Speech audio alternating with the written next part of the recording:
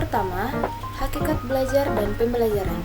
Menurut M. Subri Sutikno, belajar adalah suatu proses usaha yang dilakukan oleh seseorang untuk mendapatkan suatu perubahan yang baru sebagai hasil pengalamannya dalam interaksi dengan lingkungannya. Pembelajaran merupakan usaha pendidik untuk mewujudkan terjadinya proses pemperolehan pengetahuan, penguasaan kemahiran, dan pembentukan sikap dan kepercayaan pada diri peserta didik. Jadi, dapat disimpulkan bahwa belajar dan pembelajaran merupakan dua hal yang berbeda. Belajar adalah proses internal individu di mana seseorang memperoleh pengetahuan, keterampilan, atau pemahaman baru melalui pengalaman refleksi atau studi. Sedangkan pembelajaran merupakan proses yang lebih luas, mencakup semua aktivitas, baik individu maupun kelompok, yang dirancang atau disusun untuk mencapai tujuan pembelajaran tertentu. Yang kedua adalah prinsip belajar dan pembelajaran. Prinsip belajar adalah aturan atau konsep yang menggambarkan cara manusia memahami dan memproses informasi serta bagaimana pengalaman belajar dapat ditingkatkan. Kemudian, prinsip pembelajaran adalah pedoman yang berkait dengan cara mengorganisir dan menyusun lingkungan serta metode pembelajaran untuk memfasilitasi proses pembelajaran siswa. Kemudian, prinsip belajar dan pembelajaran yang pertama, prinsip kesiapan, yakni peserta didik harus mempunyai kesiapan untuk belajar agar proses pembelajaran akan berjalan lancar. Yang kedua, prinsip motivasi, yaitu dorongan seseorang kepada orang lain agar secara sadar dan sengaja timbul keinginan dan kemampuannya untuk melakukan sesuatu dalam rangka mencapai tujuan yang diinginkan. Kemudian yang ketiga, prinsip perspektif dan keaktifan, yaitu dalam pembelajaran yang mengolah dan mencerna dalam peserta didik sesuai dengan kemampuannya, bakat dan latar belakang masing-masing. Guru hanya merangsang keaktifan peserta didik dengan menyajikan bahan pelajaran. Kemudian yang keempat, prinsip tujuan dan keterlibatan langsung, yakni prinsip yang diarahkan agar peserta didik merasa dirinya penting dan berharga dalam kelas sehingga dia bisa menikmati jalannya pembelajaran. Kemudian yang ketiga, komponen-komponen pembelajaran. Komponen adalah unsur atau bagian dari suatu sistem yang memiliki peranan penting di dalam sebuah proses pembelajaran. Komponen pembelajaran adalah unsur-unsur atau bagian-bagian yang ada dalam sistem pembelajaran yang dimana unsur-unsur ini yang menentukan berhasil atau tidaknya suatu proses pendidikan. Kemudian, macam-macam komponen pembelajaran. Yang pertama, tujuan pembelajaran, yakni untuk meningkatkan kecerdasan, pengetahuan, kepribadian, akhlak mulia, dan juga keterampilan peserta didik. Dan yang kedua, peserta didik. Secara etimologi, peserta didik adalah anak didik yang mendapat pengajaran berupa ilmu pengetahuan. Yang ketiga, pendidik, yaitu orang yang memberikan atau mengajarkan ilmu pengetahuan. Yang keempat, materi pembelajaran adalah bahan atau isi yang harus dipelajari oleh peserta didik. Dan yang kelima, metode pembelajaran, yakni cara yang digunakan oleh pendidik untuk menyampaikan materi. Adapun macam-macam metode pembelajaran, yang pertama metode ceramah, yang kedua metode diskusi, yang ketiga metode tanya jawab, dan yang keempat metode pemberian tugas. Kemudian yang keenam, media pembelajaran merupakan wadah atau saran untuk menyampaikan pesan yang disampaikan oleh pendidik kepada peserta didik. Menurut Munadi, ia mengemukakan ada 4 jenis media yang digunakan, yakni media visual, yaitu dengan menggunakan indera penglihatan. Contohnya, gambar, foto, poster. Yang kedua, media audio, yakni dengan mengandalkan indera pendengaran. Contoh, radio dan tape recorder. Yang ketiga, media audiovisual, yakni dapat dilihat dan juga didengar, sehingga lebih memudahkan siswa.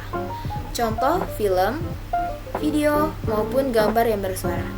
Dan yang keempat, media interaktif berbasis komputer, yakni membantu memudahkan peserta didik dalam memproses pembelajaran karena media ini tidak membosankan dan lebih menarik karena di dalam media ini terdapat video game atau situs web.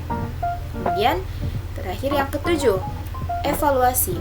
Evaluasi ialah serangkaian kegiatan bertujuan untuk mengukur tingkatan keberhasilan pada proses pembelajaran.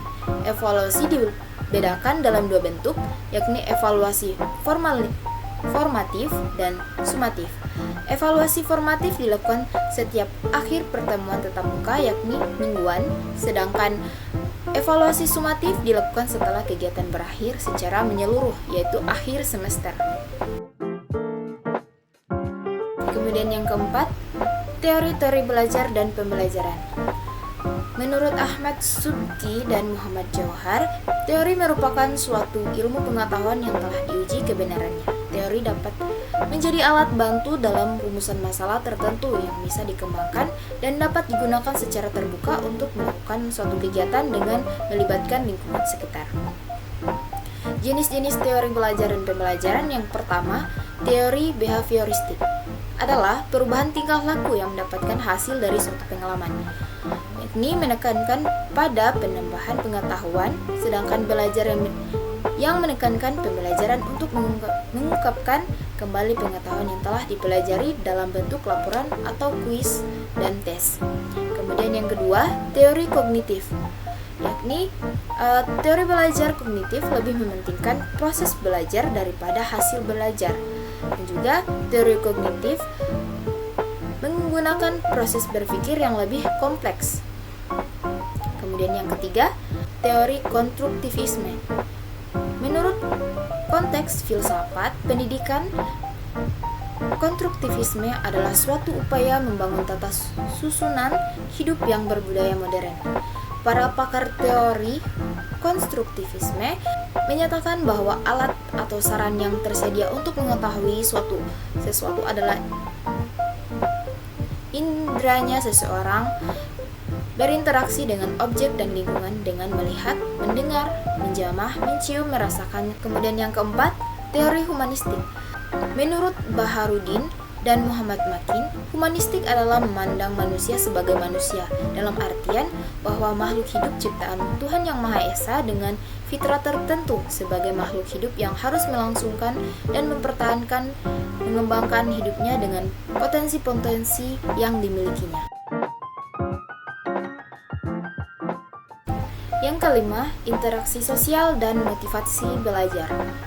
Interaksi sosial adalah proses di mana individu berkomunikasi, berinteraksi atau berhubungan dengan individu lain dalam masyarakat atau kelompok sosial, seperti percakapan, kerjasama, konflik, dan pengaruh sosial. Kemudian, motivasi belajar adalah dorongan individu untuk belajar atau mencapai tujuan pendidikan. Motivasi belajar dapat berasal dari keinginan untuk mencapai prestasi, minat pribadi, penghargaan eksternal, atau faktor-faktor lain yang mempengaruhi niat belajar seseorang. Dalam konteks pendidikan, interaksi sosial dapat mempengaruhi motivasi belajar. Hubungan positif dengan teman sekelas, dukungan sosial dari guru, atau kolaborasi dalam pembelajaran dapat meningkatkan motivasi belajar. Cara bagaimana interaksi sosial mempengaruhi motivasi belajar, yakni yang pertama, dukungan sosial. Ketika siswa merasa didukung dan diterima oleh teman sekelas, mereka cenderung lebih termotivasi untuk belajar. Yang kedua, komitmen pada kelompok. Interaksi positif dalam kelompok belajar dapat menciptakan komitmen dan tanggung jawab terhadap kelompok tersebut. Kemudian yang ketiga, keterlibatan dalam diskusi. Interaksi sosial melalui diskusi kelas atau proyek kelompok dapat memicu minat siswa terhadap topik tertentu. Kemudian yang keempat, model peran. Melalui interaksi sosial, siswa dapat melihat teman-teman mereka yang termotivasi dengan baik atau memiliki prestasi tinggi sebagai model peran. Yang kelima, intimidasi atau konflik. Di sisi lain, interaksi sosial yang negatif seperti intimidasi atau konflik dengan teman sekelas dapat mengurangi motivasi belajar. Dan yang keenam, pengaruh kelompok sebaya. Siswa dapat dipengaruhi oleh norma dan nilai-nilai kelompok sebaya mereka. Dan yang terakhir, yang ketujuh, keterlibatan sosial dalam proyek kolaboratif, yakni melibatkan interaksi sosial aktif sering meningkatkan motivasi belajar karena siswa merasa terlibat dalam tujuan bersama dan melihat hasil konkret dari usaha bersama. Kemudian motivasi belajar, yang pertama, motivasi intrinsik. Motivasi datang dari dalam diri siswa. Mereka belajar karena mereka menikmati materi pembelajaran, merasa tertantang, atau ingin memahami topik tertentu dengan lebih baik. Kemudian yang kedua, motivasi ekstrinsik, yakni motivasi datang dari faktor eksternal atau dari luar. Penghargaan, pengakuan atau tekanan dari orang lain. Siswa mungkin belajar untuk mendapatkan nilai tinggi, pujian guru atau hadiah materi. Yang keenam, pendekatan pembelajaran. Dalam Kamus Besar Bahasa Indonesia, pengertian pendekatan adalah proses, cara, perbuatan, usaha dalam rangka aktivitas untuk mengadakan hubungan dengan orang yang teliti. Menurut Hosnan, pendekatan pembelajaran adalah perspektif atau pandangan teori yang dapat digunakan sebagai landasan dalam memilih metode atau model dan teknik dalam pembelajaran atau perbuatan dari aktivitas yang dilakukan oleh guru dan siswa dalam proses pembelajaran.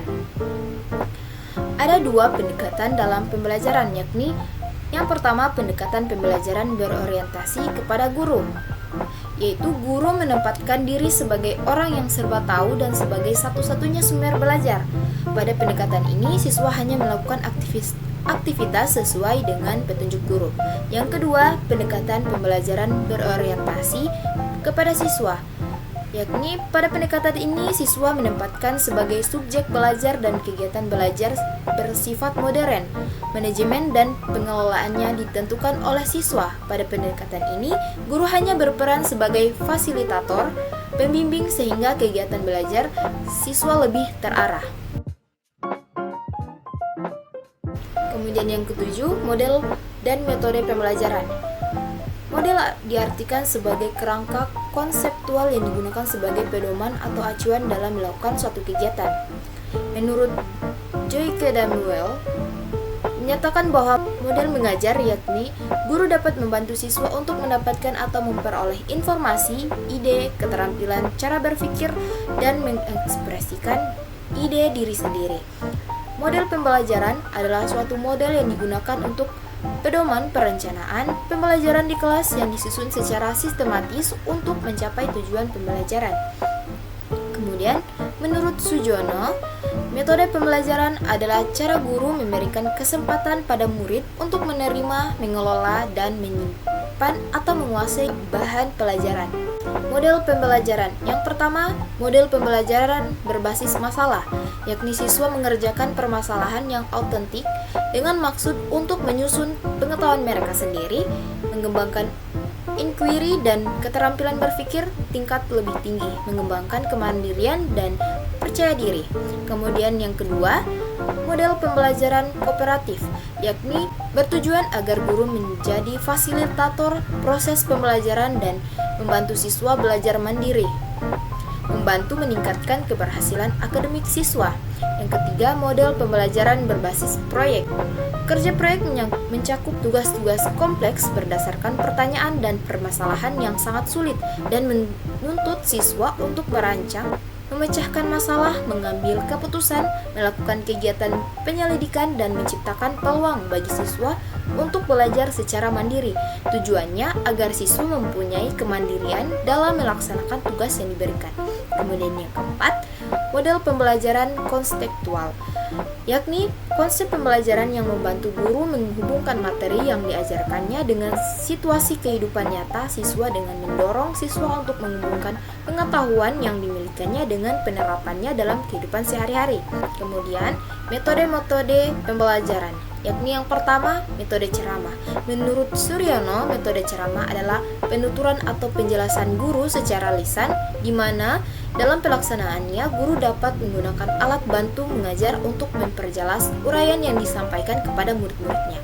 Kemudian yang kedua, metode diskusi. Menurut Mulyasa, menjelaskan metode diskusi diartikan sebagai percakapan responsif yang dijalin oleh pertanyaan-pertanyaan problematis yang diarahkan untuk memperoleh pemecahan masalah. Yang ketiga, metode tanya jawab. Menurut Abudin Nata, menjelaskan bahwa metode tanya jawab adalah guru dapat meminta peserta didik untuk mengetahui sejauh mana pemahamannya terhadap pelajaran, dan pada saat yang sama, peserta didik juga dapat mengajukan pertanyaan kepada guru sehingga guru dapat mengetahui kesulitan dan permasalahan yang dihadapi peserta didik dalam proses pembelajaran.